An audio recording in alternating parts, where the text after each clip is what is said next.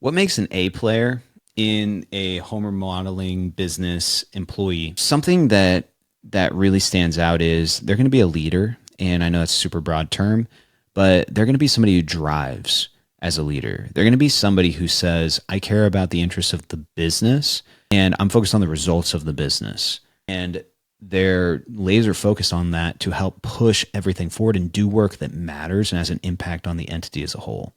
So there's critical thinking and problem solving. They're not an order taker. They're somebody who gets stuff done. You can give an A player a super broad description of an outcome. Hey, we just want to make sure that all our projects run smoothly. And then you just turn them loose, and then they figure out how to do that. They listen, they have ownership, they pay attention, they ask great questions, not just about the job or the task. They don't just ask questions about the task. They ask questions about the company as a whole. Whereas a B or C player are different in that. A B player might ask questions about the task, and then a C player probably won't ask any questions at all. So a C player is somebody you definitely want to just cut from the team as fast as possible because it's toxic to the whole organization. They're going to spread, rumors. They're going to have a negative attitude, and it's just going to hurt everybody. It's going to drag B players down to being C players. Whereas it's kind of like you have A, B, and C players. A players are going to help B players come up to be an A player potentially. It's kind of like gravity. The A player is going to pull the B player up, whereas the C player is going to pull the B player down.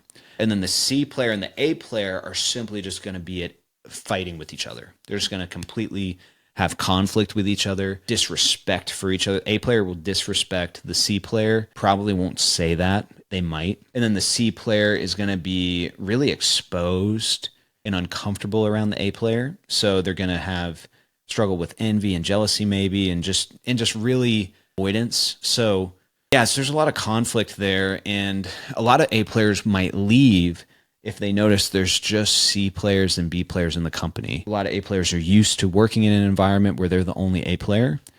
However, if you can get them into a company and an environment where it's filled with A players, you talk about them being so excited about work because now they've got teammates that they can link up with and they can drive towards a common goal. And it's absolutely game changing in the organization when you have a couple A players that are on the same page about leading the organization forward and they're linking up.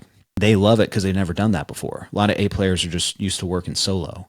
So it's super exciting to them. And you see these people, they really want to improve things. They really want to make it better. They get a lot of satisfaction out of that to improve the whole organization.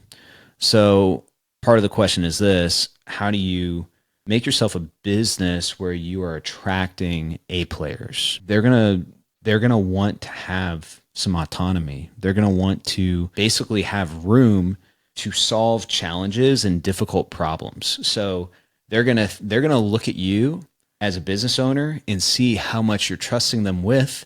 And if they don't feel like they're being trusted with enough responsibility, because they crave the responsibility, especially mission critical projects, and if they don't feel like you're delegating to them and trusting them, then they might leave because they definitely want to have that deep sense of, I'm accomplishing my purpose, and my purpose is to make this business better. And they're the kind of people that believe, hey, if I'm not making a positive impact, what's the point? I need to find somewhere else where I can make a difference. So those are all things to think about.